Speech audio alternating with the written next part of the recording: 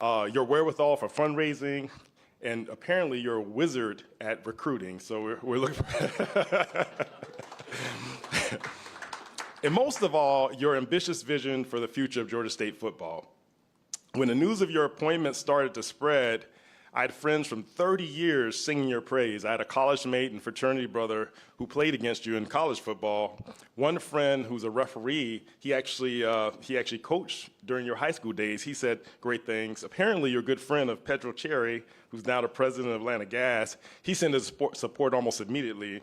And then a flood of coaches and players, both in college and professional sports. So finally, I had so many people from UGA curse me. Let me say this with no disrespect to my colleague, President Moorhead, but as a Georgia Tech alum, I took a lot of gratification in that. So Coach McGee, so excited to have you. You have my total support. You have the university's total support. So let the McGee era begin.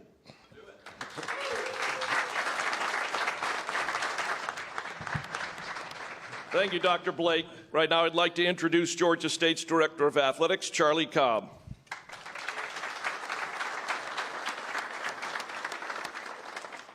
I'm going to try to do this without using my glasses, but as we all age, sometimes these notes get a little rough. But I want to first welcome everybody here. What a great day for our university, for our football program. A couple of people I'd really like to thank, a couple of my colleagues. Kelsey Rozier, I know she's probably in the back because she hides. Doug Justice, likewise. I see Patrick sitting down here and Brad Horton. The four of us, or really the five of us, the four of them and myself, really spent the last 10 or 12 days trying to identify the best candidate that we could bring to Georgia State for our football program, and sincerely thank them because a lot of work that people don't get to see behind the scenes and making this happen. I also want to thank Amar Aga and Kerry Hayward in our university attorney's office. There's a lot of information that flows in something like this, the visibility of it. And the reality of it is probably 75% of it is actually truth at some point in the future, but not really when it's being discussed. You have to walk through a path. You have to walk through a process to get things done, to hire a coach and a coach of the caliber of Coach McGee. And so at the end of the day, it takes a village, as they say. And last but not least, certainly, I want to thank Sean Elliott and the staff for the last 7 years.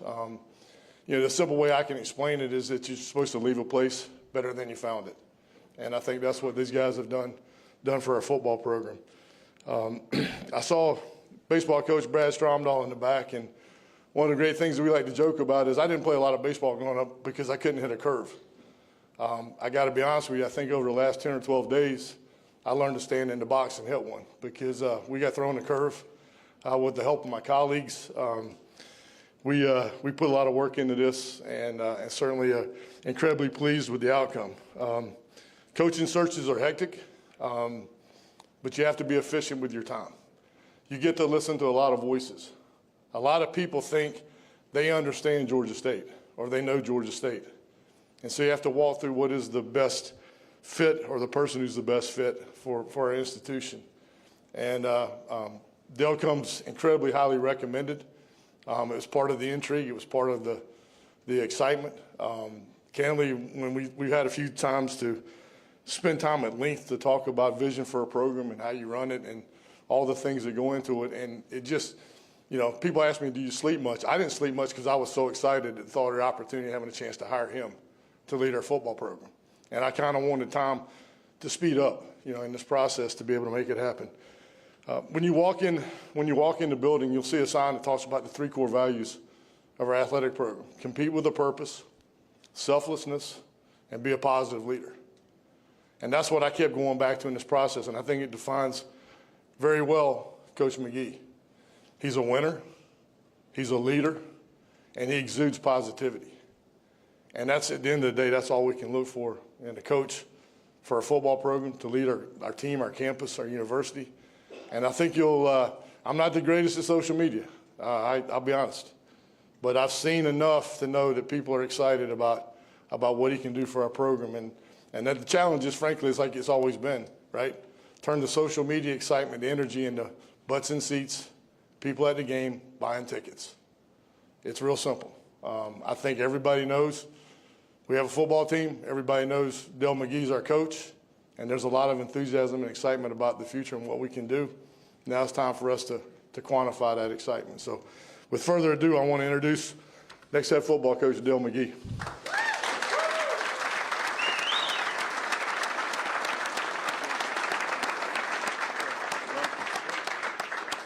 Take a pictures with the coach. So, the camera. Any one of them, all of them. All right. Hey, do me a favor. What number did you wear at Auburn? 24. There it is. So, a little bit after folks.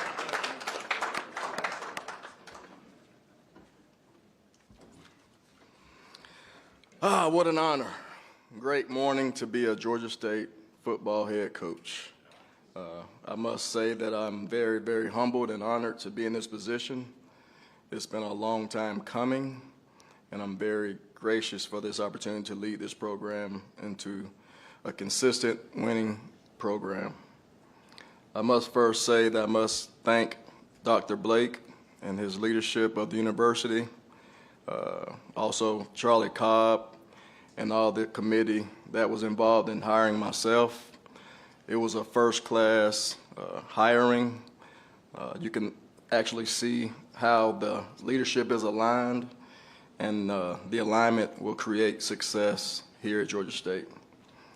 Secondly, I must thank Coach Smart and the University of Georgia, starting with Greg McGarity, Josh Brooks, Mary Beth, Kirby's wife, and a lot of other colleagues that I work with at the University of Georgia that believed in me, gave me a lot of confidence in taking this job, and I can't thank them enough for everything that I learned and what we're going to do here at Georgia State University. More importantly, I must thank my wife, Linda, who's in the crowd. She's about to cry. I can see it in her eyes. But she's the real captain of our ship. My son Austin, who isn't here today, he's actually at Athens Academy attending school. He wanted to go to school and work out, and he wanted to watch the press conference later, so I respected his wishes. But, you know, being a coach's wife is not easy. She has to deal with a lot of long hours, time away, hours on the road, and she's been a rock and my champion in this regard, and I love you for that, Boo. Secondly, I would like to thank Gus Malzahn for getting me into college sports. He gave me an opportunity in 2013 at Auburn. I was a high school coach for a long time, and he afforded me that itch that I was having to get into college athletics. And then after that, Willie Fritz, who's a mentor, I speak to him on a regular basis, afforded me the opportunity to start the FBS program, you know, at that school down south. He's been very instrumental in guiding me in this process as well. And I got to thank all the high school coaches that I've ever competed with. I'm going to need the entire state of Georgia to kind of lock arms and know that we are going to do a tremendous job of recruiting great student athletes with character, that believe in hard work, and that has a vision for the future of being competitive consistently. Georgia State has done a great job thus far. I have to commend Coach Elliott and his staff for what they've done. It's not an easy time for the young men downstairs, but I met with them prior to coming up here, and I can tell you this, that they're chomping at the bits to work. They're enthused, and I just see a bunch of great young men that has an outstanding future ahead of them. Furthermore, I would like to thank Bill Curry when he first started this program, and all the past Panthers and future Panthers to come. This is your place. I'm just part of the process of trying to make the vision come to fruition of competing on a high level. And as far as our football team is concerned, we're going to be tough, fast, physical. We will demand that in the organization. There will not be one stone that goes unturned while I'm your head football coach. We'll be diligent in details. We'll look for new ways to do things. We're not going to stay stale. We're going to be reinventive. And with that being said, I'll take any further questions. Yes. Coach, what was it that was especially attractive about this job that you wanted to pursue? First off, I've coached 21 plus years in the state of Georgia. My teeth are cut in the state of Georgia. Atlanta is the best city in the nation, and just the high schools in the Atlanta area, along with the quality coaches that Georgia has. This job is with a 5-hour radius in the states that butt up against Georgia. We have plenty of student athletes that we can acquire, identify, and develop. And that's the plan, is to make sure that everything aligns with our vision of identifying, developing, and then making them the best versions of themselves. And plus the leadership of Charlie, I think we're going to work well together. There's a lot of things that will be stressed, and we're moving in the right direction and making sure we answer the bell when it comes to things that we're going to need to be successful. Hey, Coach, back here. What was the most important thing you learned from Coach Smart that you hope to implement here at Georgia State? The most important thing I wouldn't say is a multitude of things. The one thing I would say is you create value on your team with competition, and we're going to recruit players that want to compete, that like things hard. It's not going to be easy. It's going to be tough, but life is tough. So everything that we're going to do on and off the football field, in the classroom, are things that are going to prepare these young men for the next 40 to 50 years of their life. And just the details and his passion. I wear my emotions on my sleeve. I know it don't seem like it, but I'm a very good adjuster. We just had a great time with the current team. I think they see my personality. I think you got to be able to change gears as a coach. And we're going to have fun, we're going to laugh, we're going to work, and they're going to get their butt kicked too. But we're going to roll our sleeves up, and we're going to do this thing together. Hey, Coach, right here in the back.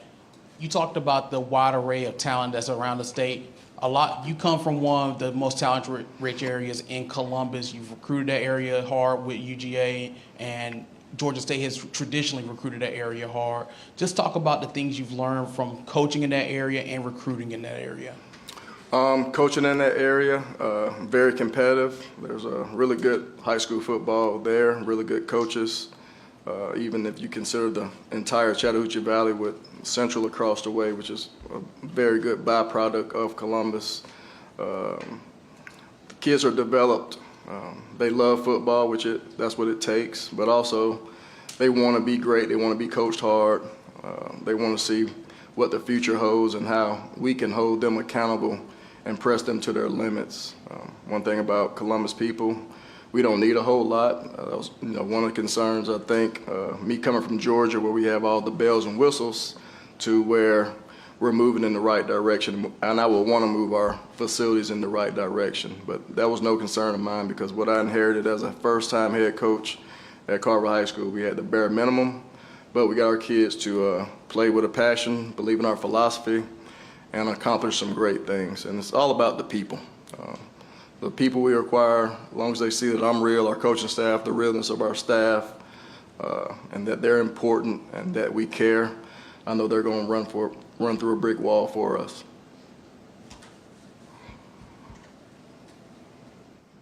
Hey, Coach. What is your relationship with Jonas Hayes? Do you have one, and was he part of your consultation in this process?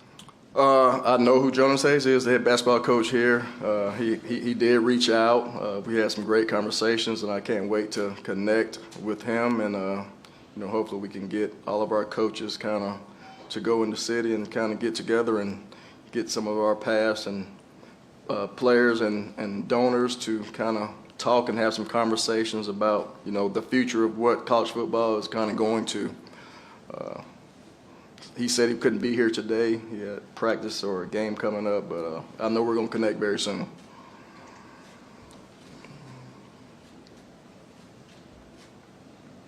Yes. What are your thoughts on coaching your son? I think that'd be a better question for him. One thing I can say, being, coached the last 8 years at Georgia, I was out of his life a lot. I do think this will be a time where I'm able to spend more time with him and actually coach him, because I was trying to be a father, so I supported him from afar. So it wasn't about trying to make him a better football player, so to speak. It was just basically me being there for him as a father, giving him fatherly advice, and a little bit of coaching, but very minimum, because it's enough pressure on coaches' kids as it is, and I just want to make sure his mental health and things of that sort were moving in the right direction. Yes? Could you share with us Kirby's reaction when you told him you were planning on leaving, and also why now? You said it's a long time coming. Why now? Why are you making the move to being head coach?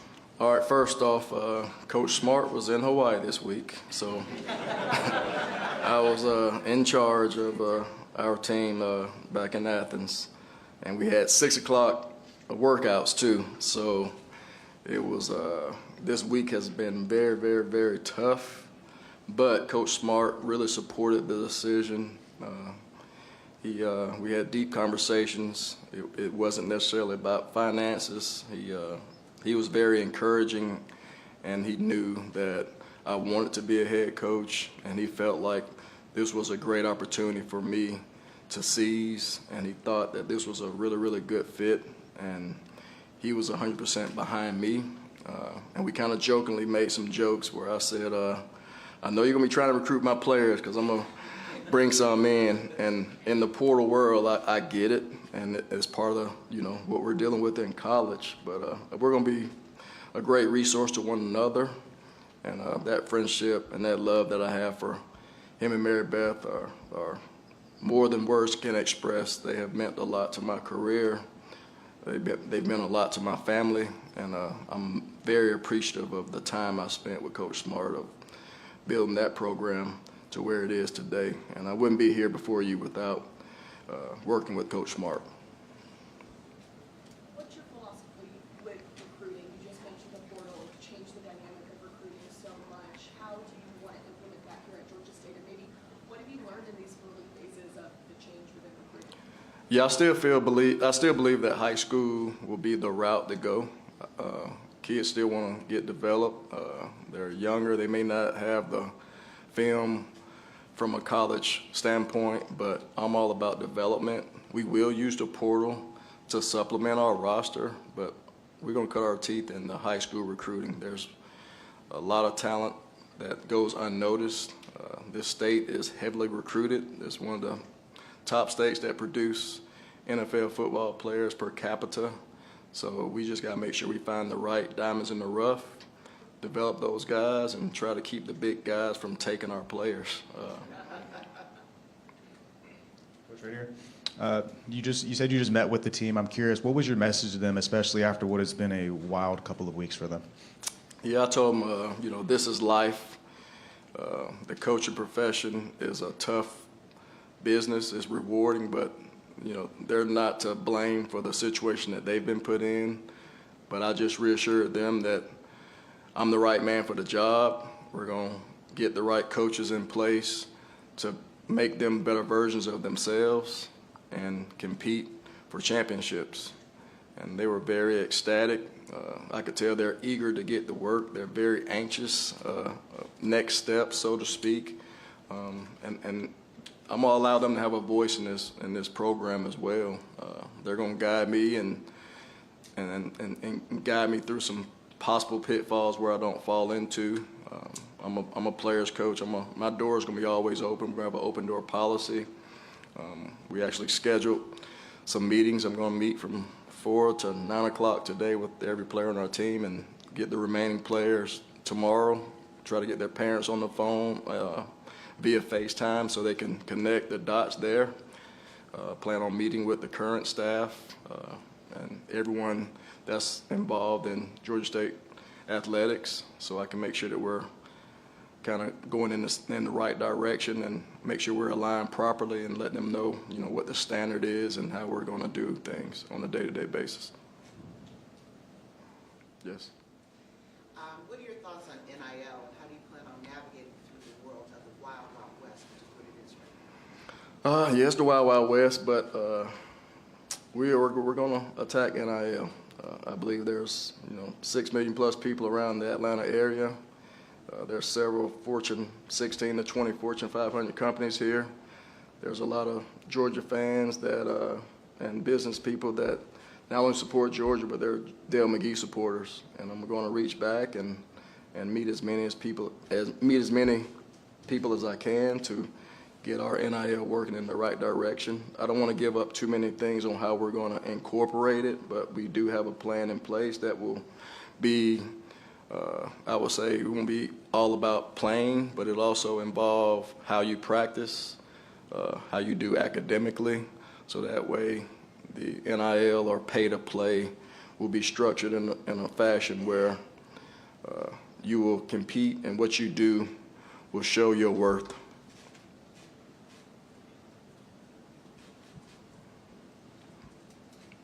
Coach, welcome to Georgia State. Sorry. Welcome to Georgia State, and have you given yourself a chance to think about the first game of all times to come to Georgia State?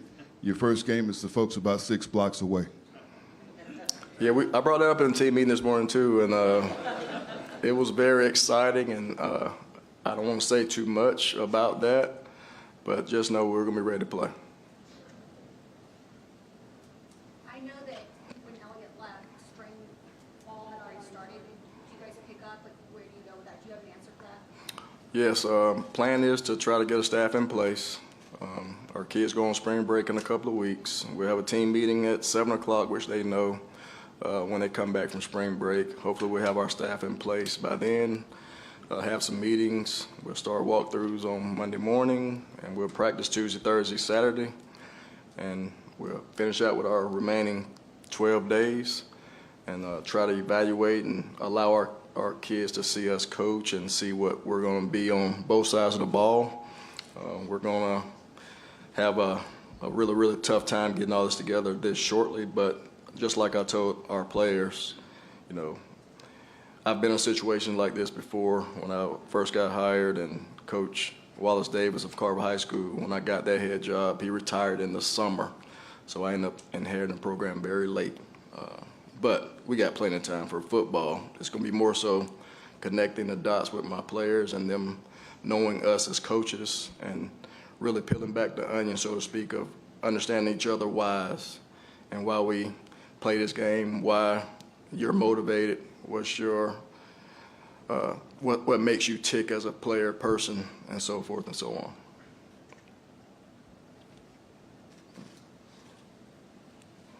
Yes. Coach, what can we expect from the standpoint of offensive and defensive schemes going forward? Yep, good question. I would say this: you can expect us to have a plan to be successful, and it's going to start with ball security and takeaways. I'm going to be the ball security police, and I'm also going to be the biggest advocate of our defensive guys ripping the ball off of offensive players. Everything starts with taking care of the football and creating turnovers, because if you can win the turnover margin, you got a chance to be very successful. Secondly, we're going to get our explosive players the ball, whether it's running or passing, because generating explosive plays and having more explosive plays as opposed to giving them up is another indicator of winning and losing football games. So we will have a stat for that. Then thirdly, play great special teams. Play with great, unbelievable effort. Fourth, Panthers won't be Panthers. We're not going to go on the field and have 10 guys or 12 guys. That would be coaches' responsibilities, but we also won't have any, or emphasize, won't have any post or pre-snap penalties involved. That's a direct reflection of me and the composure piece and being disciplined and making sure that we're not beating ourselves. And then we want to make sure that we win the fourth quarter. There won't be any scoreboard. We may be up by 30, but we're always going to hold up them fours, and we're going to always try to outscore our opponent in the fourth quarter. That'll be a measurement of our kind of plan. We plan to be balanced on offense and defense. We will have some NFL, quote-unquote, background philosophy, but I feel like we'll be able to go spread, tempo, huddle, no huddle. So we'll have the entire gamut on offense. Defense will be a little bit of odd, a little bit of four down, and we'll be an attacking style of defense and create chaos through our blitz patterns and things of that sort. And a lot of that's really going to be based on the players and what they can and can't do. And as coaches, we're going to be responsible for making sure that it's all about putting our best players in position to make plays and making sure we don't overload them with too much information. And I don't even know if this was the right manner. I just started asking questions, so I think somebody was supposed to take over, but.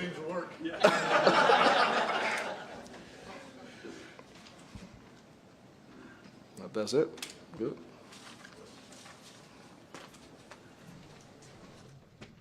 All right, ladies and gentlemen, thanks for attending this morning. It's an exciting day at Georgia State in athletics. Welcome to everybody, and thank you for your ongoing support of Georgia State University football and Georgia State athletics. Thank you.